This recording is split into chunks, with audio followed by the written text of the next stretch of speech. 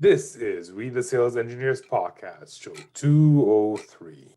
Welcome to We the SEs podcast, the show for sales engineers by sales engineers with your host, Ramsey Majaba. What's up, SC Nation? Welcome back to another episode.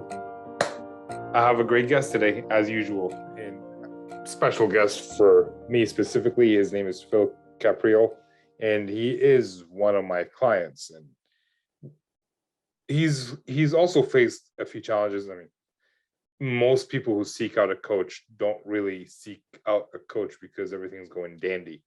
And things are usually messy, but hey, he saw some challenges. He's been able to fix it, and he's doing well.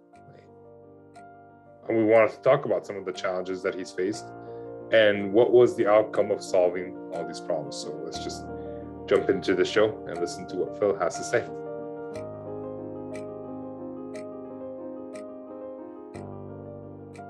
Phil, I'm so excited to see you, man. How you doing? Yeah, it's good to be here, man. It's nice to see you. How about you tell the folks listening who you are, what you do, and how many cats you have? Well, no, actually, that's a dog bowl. Right there. That's a dog bowl? Yeah, the dog Molly is sleeping in the other bedroom. But yeah, I'm Fil Capiral. Right now I work for Shogun, an e-commerce company. Our product is a front end as a service product, and I've been a developer, so I come from like computer science background, but I've had this journey to like sales engineer, like so many other people. Like I feel like a sales engineer's journey is like a snowflake. So like, yeah, I can kind of walk through kind of like where I ended up. Is that kind of a good start? Well, how about you tell me, how did you find sales engineering? Yeah. So it's interesting. Like I spent a lot of my career in consulting once I kind of broke away from like normal dev jobs. And so I was kind of not knowing that I was doing a lot of sales engineer work as a consultant. And I picked up John Kerr's book, and The Trusted Advisor is a sales engineer, I think is the title. But that's kind of when I was like exposed to the idea of like, oh, this is an actual thing. There's a label to it. And then I ran into your podcast as well. And then that's kind of what triggered me to be like, you know what, like, I'm going to actually embrace this now. Like, because before I was always a developer. And I was like, you know what, I'm not doing the sales stuff. But I was a consultant. It's like, you know what, I'm going to I'm going to help out with this proposal, help out with this estimate, I'm going to help out with this stuff until I can go back to do the fun stuff of writing code. And I just never fully embraced it until I started kind of following your podcast a little bit more. And I decided to find a job where I'm at Shogun, where I'm dedicated to like pre-sales activities. And once I've started to like really hone in on that, like I just started enjoying that as my craft now. And so like I've kind of gone away from coding now. So Do you miss coding? At one point, like if you would ask me like 3 years ago, I'd be like, yeah, I do. But like now I don't. Like it's almost a liability for me to code. So like, but I'm still comfortable enough to do like code reviews and kind of, recognize good design patterns. But that's probably at the level that I want to stay at. Like I'll let the real engineers have the fun. You are a real engineer. Yeah. There's a book called The E-Myth, and they talk about work on your business, not in your business. So if you're a sales engineer and you're busy like writing code, you could pretty much like leverage somebody else to do that for you while you're out there and working with customers and trying to sell. But the hard part is making sure that code is done to your standards, whoever's working on it. So that becomes the tough part. So you became a sales engineer. I think you were one of the early SEs within Shogun. Like how many SEs were you at? So actually when I had been in a consulting job for about like 10 years, and I was really looking for a change. And I decided to make that shift of like, okay, I'm going to find like a sales engineer, solution engineer type job. And that's actually when I reached out to you and got some coaching and mentorship. And I ended up finding Shogun, and I was the first solutions engineer. So like I was coming in as like kind of the number one person in the group. And so like I had a chance to like build out the workflows and build out like how that team operated. And then as new people came on, I was part of like hiring and onboarding. And so it was kind of a cool spot, like for me to kind of develop like a solution engineering group. So you're one of the early SEs in your company. You didn't really have a lot of SE background. You had some consulting background, but you haven't been a formal SE. What were some of the struggles that you went through to make sure that the workflows that you're building are actually correct? Yeah, definitely. Well, I think the biggest switch was, coming from consulting, like it's very different with a services, managed service, or you're really, your product is people and services, where now, like, there was a kind of one of the first times for me working at a product company where the workflows are very different. Like the product you're selling is very different. And so it took a little bit of kind of getting used to the different challenges there. I think the biggest part was just kind of understanding, the customers are coming in with different value props that they're looking for, where what I'm used to with consulting is like just, thinking about like broader, like milestones and like, different kind of problem sets to solve for them. So. Nice. And so you are no longer an SE though?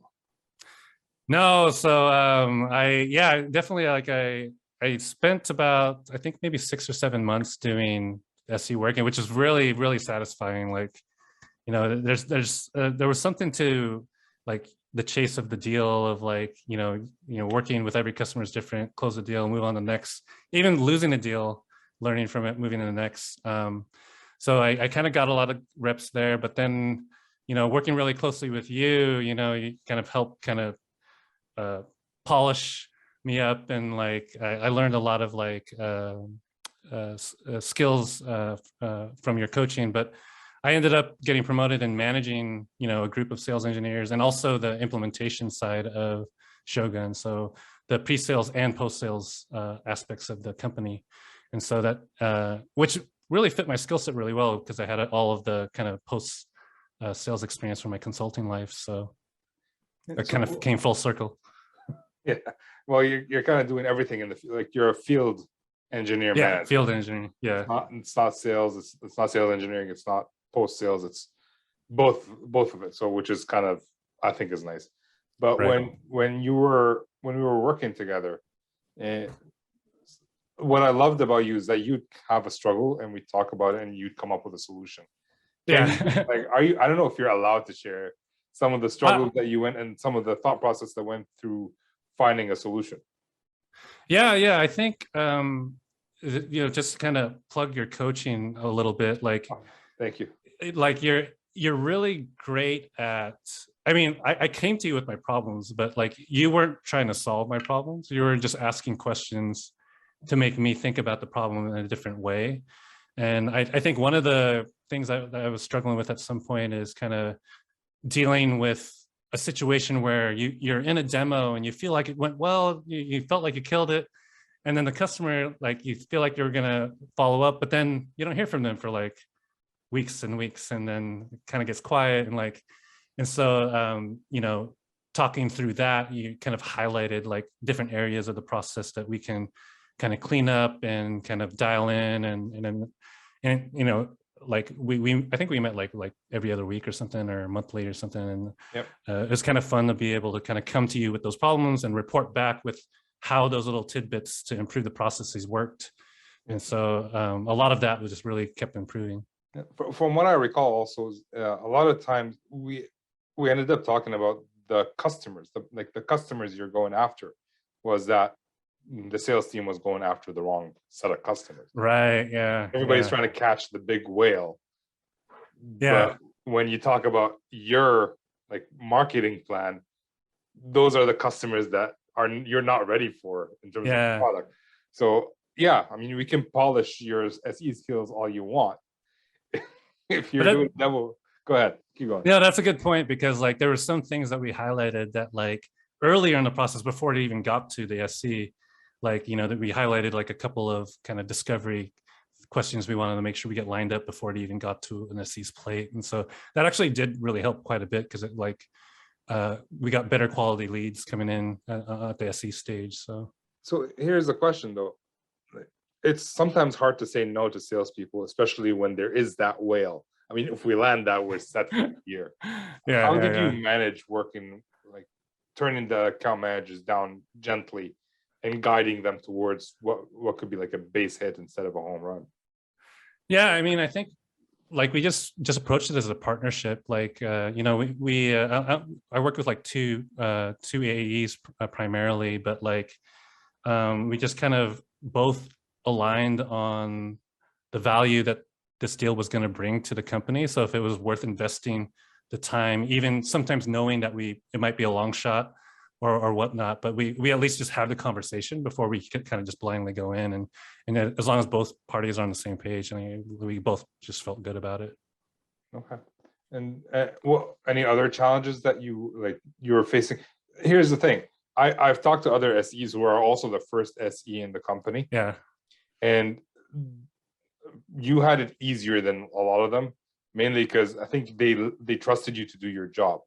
Yeah, that's true. Right? Whereas other SEs, like their CEO would tell them one thing, then their sales manager would tell them another thing.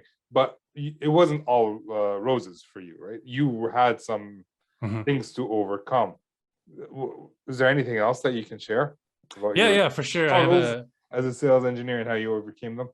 Yeah, I was fortunate to have the leadership of my company. They really did trust me, so they kind of just really left me to my own devices to kind of solve my problems and stuff. So, but I remember one problem I came to you with is, you know, our product is a pretty technical product. Like it's not like it's a product that does require like developer to implement, and so it's not like a kind of point and click config product quite yet. And so a lot of the customer questions coming in would require a lot of follow-up with product team to like figure out, hey, this customer has this use case that we need to fill, but we don't have the feature quite yet, but it's on our roadmap. And so the partnership with the product team, it took me a while to kind of figure out the right cadence and engagement model to work with them, because we would escalate kind of issues that are coming in the pipe with an active deal. But the product team also has their own work stream, their own work pipeline that they need to stay focused on schedule. And so I'm coming in, interrupting them, like, hey, we've got this deal that we need to close, but we need to answer this question. And so just trying to find a way to kind of operate with a non-sales team was an interesting challenge. And you solved it in a very creative way. And you keep telling me, like, you keep saying that, hey, the problem I came to you with, everything that was solved, you solved. Because I don't know what's internally. So like the credit goes to you for actually like, thinking about it and doing the work to solve it. Is that the reason why you're kind of now the field engineer manager versus one team over another? Well, yeah, I think, you know, having that experience of like, basically, you know, I've kind of helped build up the solution engineering workflows, processes, and then we kind of got that engine kind of running now, you know, deals are flowing in, closing. And then we kind of had similar problems on the field engineering side where, you know, once deals close now, like we really need to refine our processes of like, how do we get the customers now from building to launch?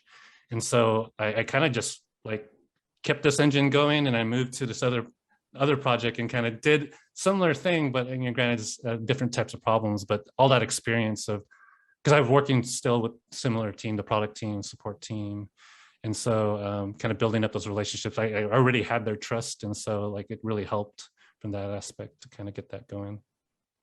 And like, you were on the job for 8 months. Not many people would think, oh, now it's time for me to be a manager. Did you pursue that role, or did they come to you? How did that happen? You know, I originally I was, because I had done a lot of leadership stuff in the past, and, you know, I was really having fun with the solution engineering role, because it really is an individual contributor role. Like, I mean, you work with a lot of team members, but like you are kind of like in control of your own world for the most part. But we needed to build up leadership on the field engineering side. And I was working with those folks quite a bit and was kind of already doing a lot of that work of like kind of showing the thought leadership of like, hey, we should kind of change this process and do it this way. And so, they did approach me at first and I was a little bit hesitant, but, this was a conversation we had. And I think I really liked what you said about like kind of forcing me to kind of think about like, where do I actually find value and enjoyment, like of like what gets me up to going. And like, I think, and then, I haven't regretted the decision at all, so like, it's been really satisfying to be a big part of the business and adding value. So we haven't talked, you've been busy. Let's just put it that way. You've been busy. Yeah. How has it been going? I mean, you're a leader of 2 or 3 different teams now in a growing company. How have you been managing all of that? Yeah, it's been great. Business has been good. We've been moving deals a lot faster and launching sites a lot faster. And I think can we pause there? Mm-hmm. Sorry. Why has that been happening all of a sudden? What did you do, Mr. Phil? I want to call you Dr. Phil, but that's not right. That changed the way things are done and things are happening faster. Well, I think we just put processes in place to get to highlight all of our like the SEs and the AEs and the implementation managers, put them in the best position to succeed, because everyone already knew what we needed to do, but it was just like certain people weren't talking to the right people. And so we just kind of fixed those communication gaps. And so now everyone's kind of on the same level, same speed now. And it just kind of like, I kind of picture like water flowing through a pipe, and you like kind of fix one pipe and now water's just kind of like the pressure's going really smooth. It was kind of like that. We're just kind of like plugging those holes of like the communication gaps between the cross team members, because we just have so many different people with so many different responsibilities on the sales side and things like that. So that was probably the biggest thing that caused the turnaround. I like that, the leaky pipe analogy. And it's interesting. Like a lot of times, especially nowadays when there's customer success, usually the sales team comes in, they do their thing, they sell, they leave, and now it's up to the customer success to do whatever it is that they need to do. But in your organization, you're kind of both, right? You're taking care of both, and it seems that it might be a little bit better for the customers because you are kind of getting people to talk to each other a little bit more. I mean, another manager could do it if somebody like, if there were 2 managers, one for pre-sales, one for post-sales, you guys would have to do it together, but being one person in control. Yeah, that's interesting. I was always curious, like how other companies did it, like if there was typically if they're kind of managed separately traditionally or what. But I guess each company does it the way they want. I mean, my company, SEs report to salespeople. So, other companies, I've worked with companies where the pre-sales and post-sales are part of the same team, but professional services was a separate team. Mm-hmm. Some companies have them all reporting to the field engineer manager. It is dependent on the company, and I guess it's dependent on the goals of the company. I mean, one of the big challenges that you guys had was that, bottleneck, right, with the implementation team, where you need to ask them questions and as an SE, and then they're doing their job, and then they have to answer you at the same time. But you fixed it while still an SE, right? Or at least you started pushing in that direction while you were still an SE, and now as a manager of both teams, you created a kind of culture of collaboration versus post-sale or implementation are taking too long to answer this question. So instead of culture of blame, culture of collaboration, which is great. And that's credit to you. Yeah. Well, I mean, I don't know if I should take all that credit, but some credit to you and whoever hired you as a manager. Where do you see yourself? 8 months is a pretty short time for someone to become an SE leader, but where do you see yourself in like 5 years? 5 years, man. Like 3 years. actually Next month. 3 years. Honestly, like I'd love to just kind of just keep getting deeper with my craft, to just continue just killing it, like making the business a lot of money, kind of grow the members on my team and see them grow into like manager roles, and then hopefully in 5 years, ultimately my goal is to retire early. So like just get back on that beach. How are you going to retire early then? I have so many other questions that we can follow up on, but I want to. Yeah. What is your plan to retire early? So I've got a couple I've been really into like personal finance kind of things. Like I've got like I own a bunch of rental property that give me passive income. And then I've got a couple of other like investments in crypto that like I'm kind of playfully gambling with. But ultimately, my company that I work for is 100% remote. So I have a lot of flexibility in where I work. And I'm actually planning to spend a lot of time in Mexico.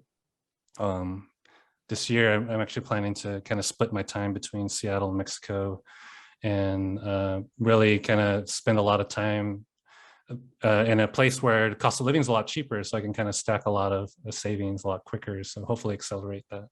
So, like, by the way, I have 2 rental properties, and one of them right now, the basement is leaking. Yeah, so yeah, that happens. I was just vacuuming. We use an HVAC, like shock vac, the basement. Also, you manage it yourself? Well, it's right now the one that's leaking. It's are you familiar with house hacking? Mm-hmm. Yeah, I used to do that. Yeah, so I'm doing that right now. Oh, nice. So it's on the other side. I went and the did duplex. Well, yeah, it's a single family home. I converted one portion of the basement into a rental property legally. So just be careful to do that legally. So I went there, vacuumed it, went out, shoveled some snow, pushed it away from where I think the water is coming in. Ran in here. Now we're doing this interview. I didn't even take off my undershirt. And then when we're done, I'm gonna go back and vacuum some more because there's more water. So yeah, but I love rental properties. Familiar with Bigger Pockets? Yeah, for sure. Okay. Yeah.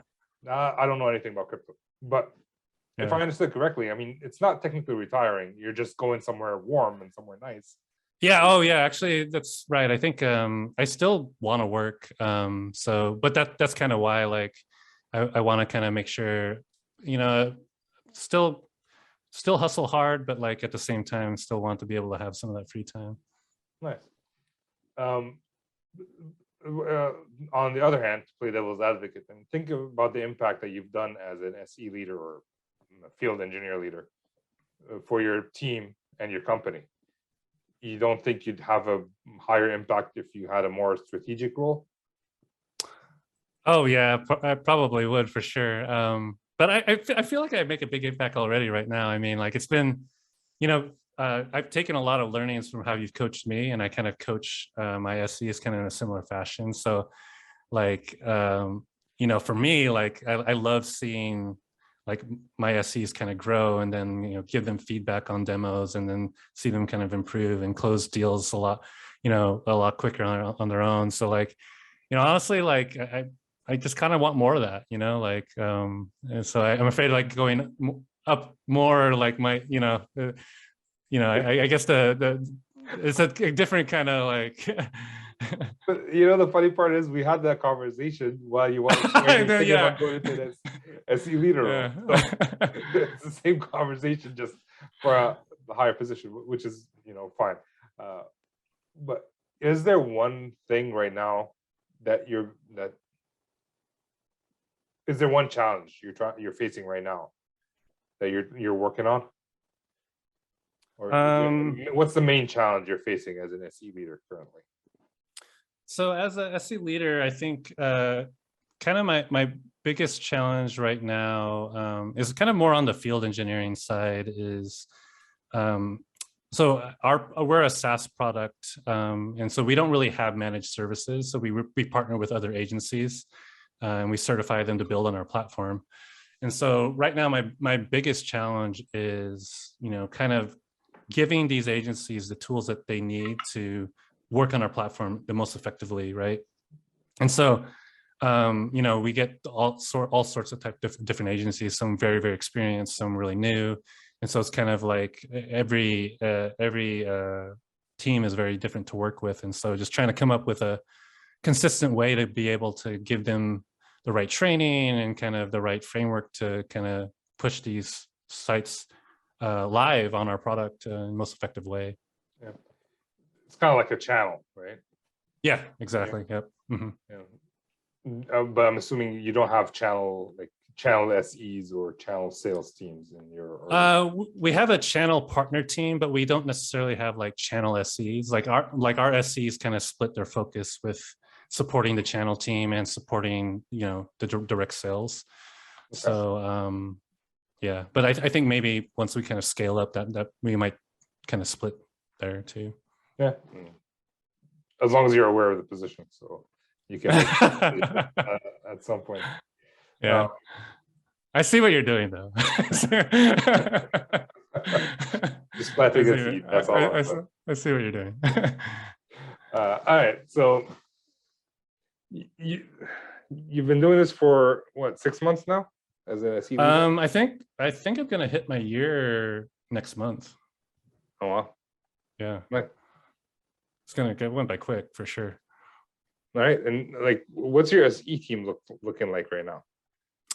So we have we're at 2 now. We just hired a new person, and then probably looking to hire again maybe in the next couple months or so. So also a good time to plug that if there's any SCs out there that are looking for. We have a very highly technical product, so it's exciting space in e-commerce. So maybe.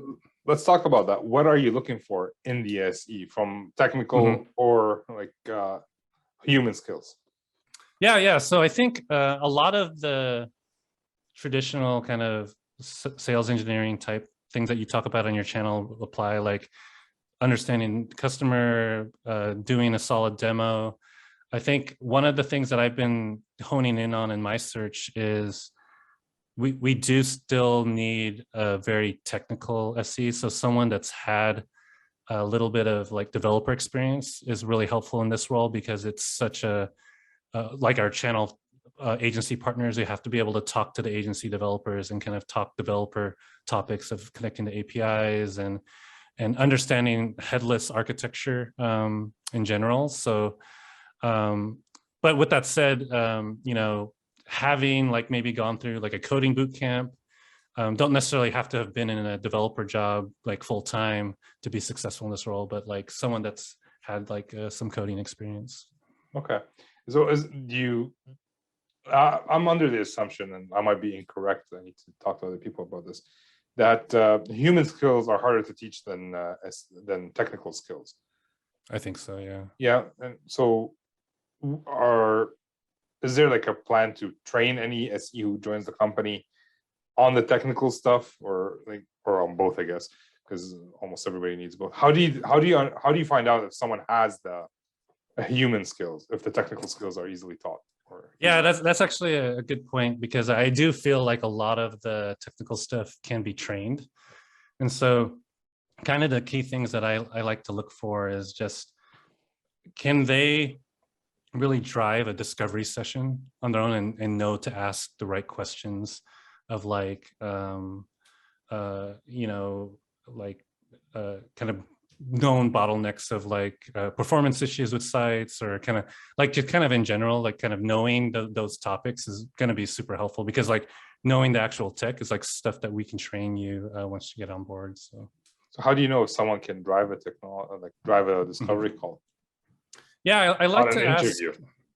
Yeah, it is tough. I like to just ask them specifically kind of what products they have sold, and then really dig into the kind of technical aspects of it and see how well they describe it to me. And then, like that usually starts a conversation of me kind of asking some other questions kind of deeper in that tech stack, and kind of see how that interaction goes. Because it's kind of like a similar, like if me being like an agency developer, like I kind of like to see that type of interaction. Can I give you a quick tip? I mean, and yeah, just I can't help it. The way I see if someone can drive a discovery call is if they perform a discovery on me while we're interviewing them, not about the product, just about the role, about the process. Yeah. And if so, like, because it's a sales cycle, right? I'm trying to sell it to them, they're trying to sell it to me. In most cases, interviewers or interviewees think that they're there to answer questions, which is not the case. I mean, if I'm interviewing with you, I want to know that I want to work for you as much as you want me to work for you, right? Like it's a symbiotic relationship. It's not just one directional. So for me, if they ask questions, which is hard for people coming out of university, I found. I've been on a couple of interviews. We're trying to hire university grads to come join our company. None of them know how to do this. They have a couple of questions at the end, but that just comes with experience too. Like, that's good. Actually, I think I'll use that for sure. So like, kind of, and it's kind of, sometimes you don't even have to like tell them that, as long as they're like doing the discovery on their own, like. I don't want to tell them like, hey, I don't tell them, hey, do a discovery on me. But if interview turns into a conversation, that's usually a good a good sign, because that's what you want a discovery to be, a conversation versus a interrogation. Phil, before we move on to the next round of our show, which I lovingly call the Not So Fire Round, is there any question you hoped I was going to ask you and I didn't? No, I actually, I mentioned this to you before, but I really enjoyed the kind of coaching service that you had, and was like, whenever you're ready to kind of build that up, like, I'd love to be a coach for you and kind of help out other SEs, so like, deal. Yeah. It's in the works, right? It's hopefully you should hear something in the next couple of weeks. But we're starting small and then we're growing. So I need to build up another side hustle so I can get on that beach faster, So. Hey man, I'm all for side hustle. I feel like side hustles make you better at your job. At least for me. I don't know why. It's just for me, I feel a lot better at my current work. But hey. All right, so the Not So Fire Round. These are the same 4 questions we ask almost every guest, and I think you may know some of them. So let's get started. What do you love about sales engineering or being an SE leader? You pick whichever one. Yeah, what I love about sales engineering is it's such a fast-paced environment. Like, you kind of solve a problem and you're quickly moving on to the next, and it's just very it fits my personality type. So okay, good. What would you change about it? I think what I would change is kind of just understanding, just kind of like knowing that losing a deal is not like the worst thing in the world. Like, a lot of times I can kind of take things very personal, and just kind of like finding a way to change that aspect of it would be great. Well, I think that also comes with experience, right? Yeah. It's a numbers game. I mean, we're not going to win every deal, right? Otherwise, they won't be competitors, right? But it is hard. I mean, I take it personally too. I've been doing this for 8 years. It depends. If I lose it because there's no budget or something like that, fine. But if I lose it to a competitor because of something I did, like for example, I think I've told this before, but we had one customer. They asked for an extra feature. I'm like, sure. I talked to my product manager. It's like, yeah, we'll do it. We'll get it done. I told my customer we'll get it done. And in a couple of months, they told me, we're going to buy from the other vendor. I'm like, why? Like, because they got the PM on the phone with us. And they showed that they're interested. Yeah. Right. I'm just like, I was trying to save you time.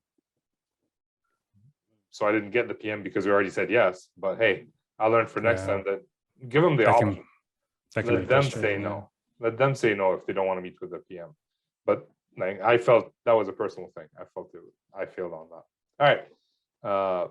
Question number 3. Is there a book or resource that you would recommend to the folks listening? Yeah, I absolutely love the John Kerr book and the Chris White 5 Habits of the SE. Those 2 books really, really like kind of helped shape the foundation of. So is it John Kerr? Is it Master in Technical Sales that you read, or you read the Trusted Advisor? Oh, actually, well, I've read both, but the Master in Technical Sales, I'd say it would be a great one to recommend. Yeah, I call it the SE Bible. I don't think John likes calling it the SE Bible. Yeah, one time he said that. I'm gonna have to go back and look at my notes. But yeah, and Chris White's 6 Habits of Highly Effective Sales Engineers. And last question of the not so fire round: is there a habit you're working on today to improve in your personal or professional life? Yeah, actually, one habit that I'm trying to work on is in a meeting, when a question is asked to me, forcing myself to pause for like a half a second before responding. I notice like when I'm intentional about that, like I have better answers, I have better responses, because my tendency is just like, I know the answer, I'm just gonna like fire off. So like that's one thing I really want to just make kind of normal muscle memory for me. Nice. Any last words, Phil, before we go? No, man, it's been great. Excited. Hopefully, we chat more, and I'm excited to kind of work with you some more. So, me too, man. You know how to find me. But how do people find you if they want to connect or if they want to apply to the jobs coming up? Yeah, definitely. I'd love to drop my LinkedIn profile into the podcast. But then, yeah, if you're an SC that's excited to kind of work in the e-commerce space for a SaaS company, like I'd love to talk to you. I think we can make some cool things happen. So your LinkedIn is linkedin.com/ln/philcap. Yep. Phil is with an F, not a PH. Yeah. And we'll have it in the show notes. You have your Calendly link in there? Oh yeah. It's on my profile as well. Yep. Oh geez. Okay. It's already. You're a brave man. All right, man. Well, thank you so much for coming on, Phil. I really appreciate it. This has been great. Your check is in the mail. All right. Awesome. Thank you for listening. Thank you, Phil, for sharing your experiences and the things that you've done. And I don't know if you noticed throughout the conversation, but Phil had several challenges that he had to fix. And the beauty of the way he fixed it is that he didn't try to fix all of them at once. He identified a challenge, worked to get that fixed. Once that was fixed, he identified the next challenge, worked to get that.